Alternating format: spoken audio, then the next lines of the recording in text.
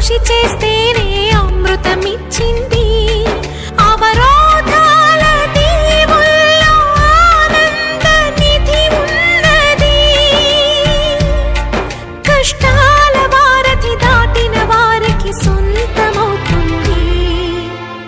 తెలుసుకుంటే సత్యమిది, తలచుకుంటే సాధ్యమిది. మౌనంగానే ఎదగమని మొక్క నీకు చెబుతుంది. ఎదిగిన కొద్ది